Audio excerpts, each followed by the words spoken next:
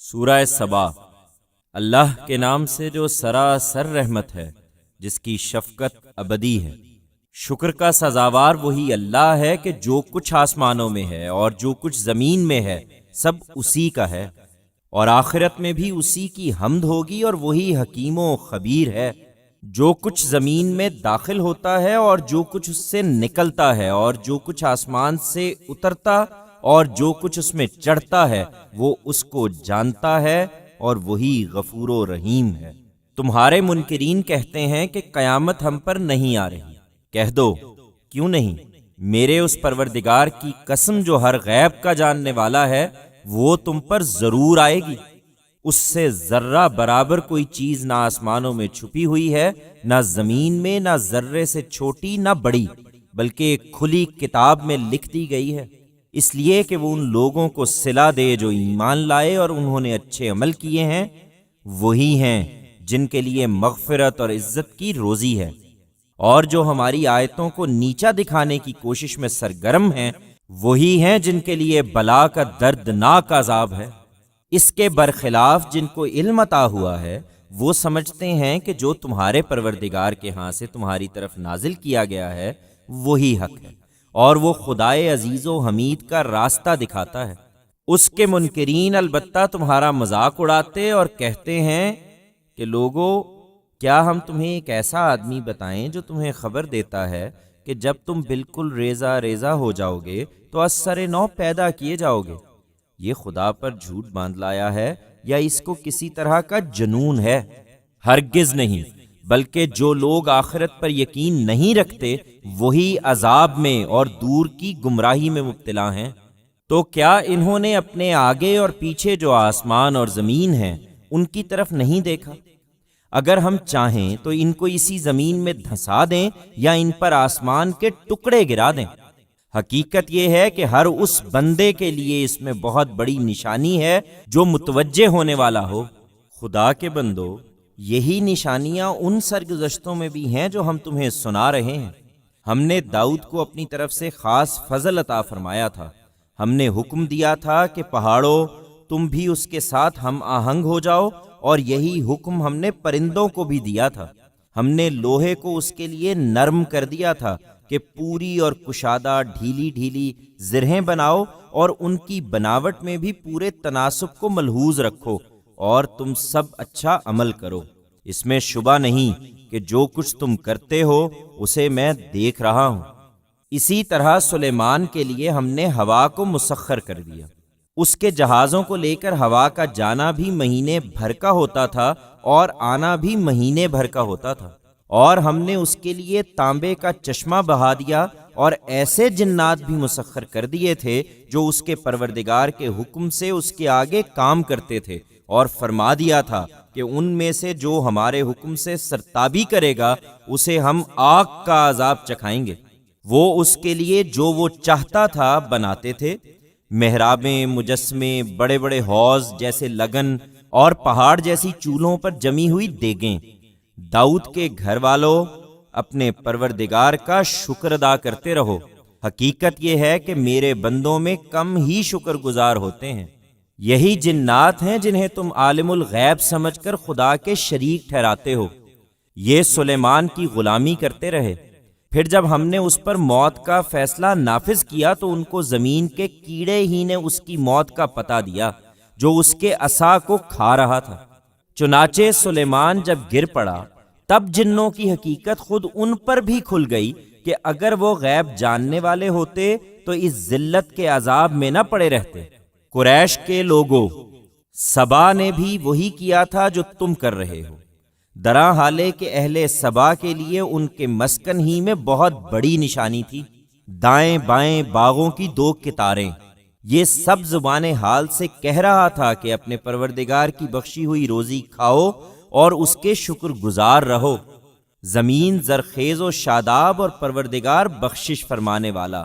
پھر بھی انہوں نے سرتابی کی تو بالآخر ہم نے ان پر بند کا سیلاب بھیج دیا، اور ان کے باغوں کو ان کے لیے دو ایسے باغوں میں بدل دیا جن میں بدمزہ پھل اور جھاؤ کے درخت اور بیری کی کچھ تھوڑی سی جھاڑیاں تھیں۔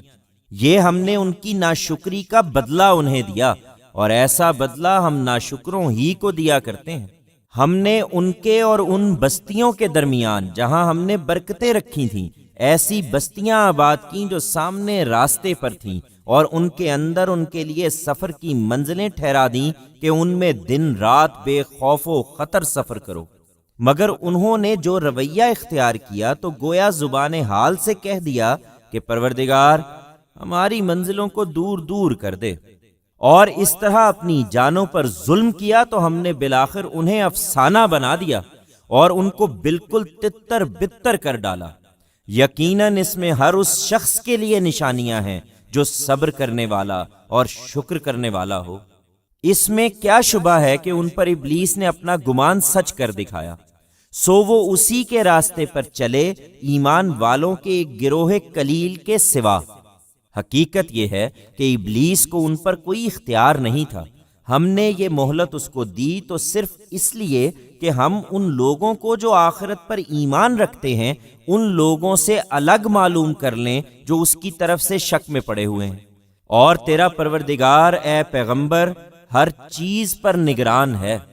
ان سے کہو کہ ذرا بلاؤ انہیں جن کو تم نے خدا کے سوا معبود سمجھ رکھا ہے، وہ نہ آسمانوں میں ذرہ برابر اختیار رکھتے ہیں نہ زمین میں، اور نہ ان دونوں کے بنانے میں ان کا کوئی ساجھا ہے، اور نہ اس کائنات کا نظم چلانے کے لیے ان میں سے کوئی خدا کا مددگار ہے۔ اس کے حضور کوئی شفاعت کام نہیں آتی الا یہ کہ وہ خود کسی کے لیے اس کی اجازت دے، یہاں تک کہ قیامت کے دن جب ان کے دلوں سے گھبراہٹ دور ہوگی تو تمہارے یہی معبود ایک دوسرے سے پوچھیں گے کہ تمہارے پروردگار نے کیا حکم فرمایا۔ وہ جواب دیں گے کہ حق ارشاد ہوا اور وہ عالی مقام ہے، بڑی عظمت والا ہے۔ ان سے پوچھو تمہیں زمین اور آسمانوں سے کون روزی باہم پہنچاتا ہے؟ کہو اللہ۔ اب ہم میں اور تم میں کوئی ایک ہدایت پر ہے یا کھلی ہوئی گمراہی میں، اس کا فیصلہ خدا ہی کے سپرد ہے۔ ان سے کہو نہ ہمارے کسی جرم کی تم سے کوئی پرسش ہونی ہے اور نہ جو کچھ تم کر رہے ہو اس کے بارے میں ہم سے پوچھا جائے گا۔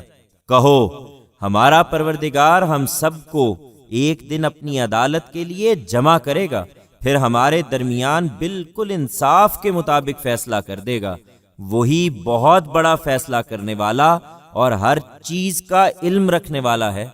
ان سے کہو ذرا مجھے دکھاؤ تو صحیح جنہیں تم نے شریک بنا کر خدا سے ملا رکھا ہے۔ ہرگز نہیں، بلکہ وہی اللہ عزیز و حکیم ہے۔ یہ نہیں سنتے تو ہم دوسروں کو مخاطب بنا لیں گے۔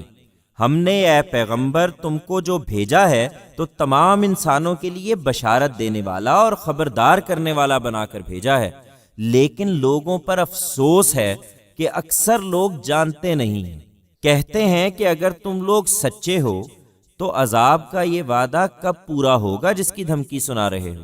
انہیں بتا دو کہ تمہارے لیے ایک ایسے دن کی میعاد مقرر ہے جس سے نہ ایک گھڑی پیچھے ہٹو گے نہ آگے بڑھو گے۔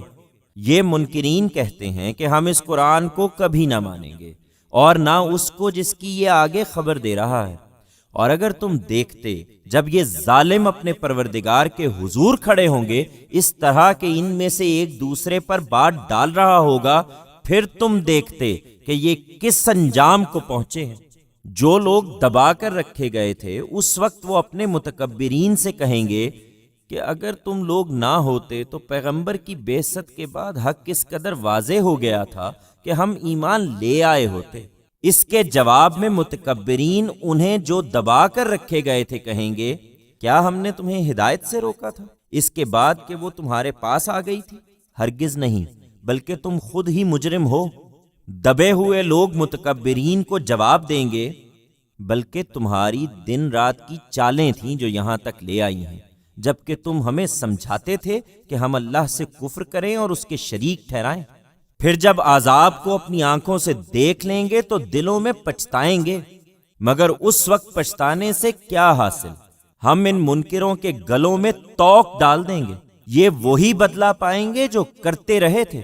یہ کوئی نئی بات نہیں ہے اے پیغمبر، ہم نے جس بستی میں بھی کوئی خبردار کرنے والا بھیجا ہے اس کے اغنیاء نے یہی کہا کہ جو تم دے کر بھیجے گئے ہو ہم اس کو نہیں مانیں گے۔ اور کہا کہ ہم مال و اولاد میں تم سے بڑھ کر ہیں اور ہم پر کوئی عذاب بھی آنے والا نہیں ہے۔ ان سے کہو حقیقت یہ ہے کہ میرا پروردگار ہی جس کے لیے چاہتا ہے روزی کشادہ کرتا ہے اور جس کے لیے چاہتا ہے تنگ کر دیتا ہے، مگر اکثر لوگ جانتے نہیں ہیں۔ خدا کے بندو، تمہارے مال اور تمہاری اولاد وہ چیز نہیں ہے جو تم کو ہمارا مقرب بنا دے، البتہ جو ایمان لائے اور انہوں نے نیک عمل کیے وہی ہیں کہ جن کے لیے ان کے عمل کا کئی گنا صلہ ہے، اور وہ بالا خانوں میں اطمینان سے بیٹھے ہوں گے۔ اور جو نیچا دکھانے کے لیے ہماری آیتوں کے جھٹلانے میں سرگرم ہیں وہ پکڑے ہوئے عذاب میں داخل کیے جائیں گے۔ کہہ دو میرا پروردگار ہی ہے جو اپنے بندوں میں سے جس کے لیے چاہتا ہے رزق کشادہ کرتا ہے اور جس کے لیے چاہتا ہے تنگ کر دیتا ہے۔ اس کی راہ میں جو چیز بھی تم خرچ کرو گے وہ اس کا بدلہ دے گا اور وہ بہترین رزق دینے والا ہے۔ اس دن کو یاد رکھو جس دن وہ سب کو اکٹھا کرے گا، پھر فرشتوں سے پوچھے گا کیا یہ لوگ تمہاری ہی پرستش کرتے رہے ہیں؟ وہ جواب دیں گے کہ تو پاک ہے، ان کے مقابل میں تو ہی ہمارا کارساز ہے۔ یہ در حقیقت ہماری نہیں بلکہ جنوں کی پرستش کرتے تھے، ان میں سے اکثر انہی پر ایمان لائے ہوئے تھے۔ سو تم نے دیکھ لیا کہ آج تم میں سے کوئی نہ ایک دوسرے کو نفع پہنچا سکتا ہے نہ نقصان۔ ہم ان ظالموں سے کہیں گے کہ اب اس آگ کے عذاب کا مزہ چکھو جس کو جھٹلاتے رہے ہو۔ ان پر افسوس، انہیں جب ہماری کھلی ہوئی آیتیں سنائی جاتی ہیں تو کہتے ہیں کہ یہ تو محض ایک شخص ہے جو چاہتا ہے کہ تم کو ان چیزوں سے روک دے جنہیں تمہارے باپ دادا پوجتے آئے ہیں، اور کہتے ہیں کہ یہ قرآن بس ایک جھوٹ ہے گھڑا ہوا۔ ہرگز نہیں، یہ قطعی حق ہے۔ اور ان منکروں نے اس حق کے بارے میں جب وہ ان کے پاس آ گیا تو کہا کہ یہ تو کھلا ہوا جادو ہے، ہم نے ان کو کتابیں نہیں دی تھیں جنہیں یہ پڑھتے ہوں، جس طرح بنی اسرائیل کو دیں، اور نہ تم سے پہلے ان کی طرف کوئی خبردار کرنے والا بھیجا تھا۔ ان پر افسوس، اس پر بھی یہ ناقدری کر رہے ہیں۔ ان سے اگلوں نے بھی اسی طرح جھٹلا دیا تھا، اور یہ تو اس کے 10ویں حصے کو بھی نہیں پہنچے جو ہم نے ان کو دیا تھا۔ مگر جب انہوں نے میرے رسولوں کو جھٹلایا تو دیکھ لو کہ کیسی تھی میری پھٹکار۔ ان سے کہو میں تمہیں ایک بات کی نصیحت کرتا ہوں، یہ کہ خدا را تم دو دو ایک ایک کر کے اٹھو، پھر غور کرو۔ حقیقت یہ ہے کہ تمہارے ساتھی کو کوئی جنون نہیں ہے، وہ تو ایک عذاب شدید سے پہلے تمہیں خبردار کرنے والا ہے۔ ان سے کہو میں نے تم سے کوئی اجر مانگا ہے تو وہ تمہارے ہی لیے مانگا ہے، میرا اجر تو اللہ کے ذمے ہے اور وہ ہر چیز پر گواہ ہے۔ ان سے کہہ دو میرا پروردگار حق کو لازماً باطل پر مارے گا، وہ سب بھیدوں کا جاننے والا ہے۔ کہہ دو کہ حق آ گیا اور باطل مٹ گیا اور اسے مٹنا ہی تھا۔ حقیقت یہ ہے کہ باطل نہ ابتدا کرتا ہے نہ اعادہ۔ کہہ دو کہ اگر میں گمراہی پر ہوں تو میری گمراہی کا وبال مجھی پر ہے، اور اگر میں ہدایت پر ہوں تو یہ اس وحی کی بدولت ہے جو میرا پروردگار میری طرف بھیج رہا ہے۔ مجھے اب جو کچھ کہنا ہے اسی سے کہوں گا، اس میں شبہ نہیں کہ وہ سننے والا بھی ہے اور قریب بھی ہے۔ اگر تم دیکھ پاتے تو ان کی بے بسی دیکھتے اے پیغمبر، جب یہ گھبرائے ہوئے پھریں گے پھر کہیں بھاگ نہ سکیں گے بلکہ قریب ہی سے پکڑ لیے جائیں گے۔ اس وقت بول اٹھیں گے کہ ہم اس پر ایمان لے آئے ہیں جس پر ایمان کا مطالبہ ہم سے کیا گیا تھا، پر اتنی دور سے اب وہ ایمان کہاں ان کے ہاتھ آئے گا؟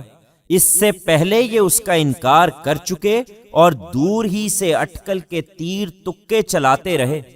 ان کے اور ان کی آرزوؤں کے درمیان دیوار حائل ہو جائے گی، جیسا اس سے پہلے ان کے ہم مشربوں کے ساتھ کیا گیا، اس لیے کہ وہ بھی اسی طرح الجھا دینے والے شک میں پڑے رہے تھے۔